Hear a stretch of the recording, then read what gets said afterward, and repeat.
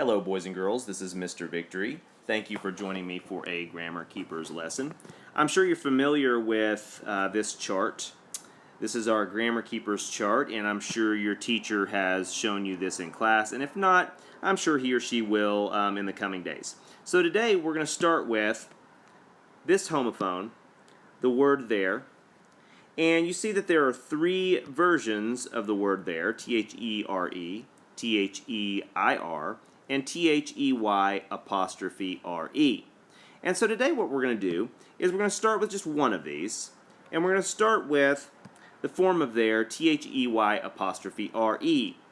And since this is probably most of your first Grammar Keepers lesson, I'll explain to you how we are going to provide you with a proof for this word so that you'll know every single time that you need to use the word there that you are using the correct form of the word.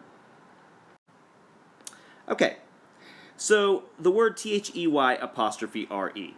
What does this word mean? Let's look at our proof. T-H-E-Y apostrophe R-E there equals they are. So in order to prove that I'm using the correct form of the word, I can insert the words they are replace T-H-E-Y apostrophe R-E with they are and see if it makes sense. So what we're going to do is we're going to read this with the proof. They are leaving. It makes sense, doesn't it? So let's look at our conversation. And we'll do this every time, boys and girls. There is an A speaker and a B speaker, and it's just kind of like a play. So I'm going to read both parts. Who'd like to read the sentence? They're leaving. Perfect. And how do you spell there?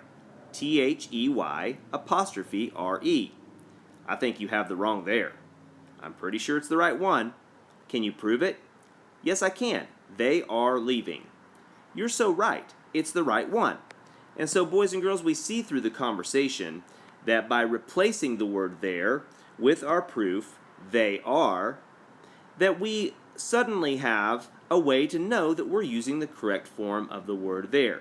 And you see there, and we'll talk more about this in class, but there is a contraction, and that apostrophe means that there is one or more letters missing. So we have two words, they are. Okay, boys and girls, I'm going to leave you today with an example of a sentence that uses the word there. And I want you to notice how the writer here has, when he or she used the word there, the writer put the proof above the word in parentheses. And so in class, boys and girls, what you're going to do is you're going to, when you come along upon the word there, you're going to underline that word to show your teacher that you are making a grammatical choice to use that word, and then you're going to put the proof above it. So let's read this and see if it makes sense with the proof. I asked the other students, and they are going to bring pencils to school tomorrow. That makes perfect sense, doesn't it, boys and girls?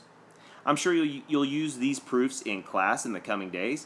Thank you so much for joining me for a Grammar Keepers lesson, and I'll see you next time.